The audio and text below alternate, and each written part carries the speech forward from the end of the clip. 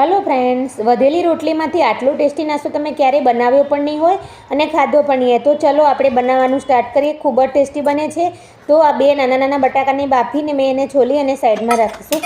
એક પેનની અંદર 1 ચમચી તેલ લેશું. એની અંદર જીરું, ચપટી હિંગ, એક બાફેલું બટાકો મેશ કરીને એડ કરીશું, ચપટી હળદર, મરચું પાવડર, 1 ચમચી ગરમ મસાલો અને એને મેશ કરી થોડા બોઇલ કરેલા વટાણા એડ કરી દઈશું અને સ્વાદ મુજબ મીઠું નાખીને સાઈડમાં રાખીશું. પછી 1 ચમચી મેદાનો લોટ લઈ એની અંદર પાણીનો ગોળ બનાવીને સાઈડમાં રાખીશું. પતલી પતલી રોટલી આપણે એને વણી લેશું અને બંને સાઈડથી કાચી પાકી શીખીએ. જો તમારી જોડે વધેલી રોટલી પડી હોય તો એમાંથી પણ ખૂબ જ સરસ બની જાય છે. પછી રોટલીને વચ્ચેથી કટ કરી અને એની અંદર સ્ટફિંગ મૂકી અને આપણે સાઈડમાં આ રીતને મેદાનો જે લોટ આપણે પલાળીને રાખ્યો તો એ એડ કરી અને બંને સાઈડથી એને પેક કરી લઈશું. આ રીતે આપણે એને પેક કરીશું એટલે સમોસા શેપ આપણું તૈયાર થઈ જશે.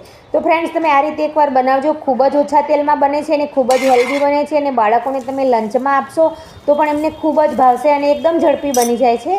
પછી આપણે રોટલીને બંને સાઈડથી જ્યાં સુધી ક્રિસ્પી થાય ત્યાં સુધી શેકી લઈશું. તો તૈયાર છે વધેલી રોટલીનો ક્રિસ્પી નાસ્તો.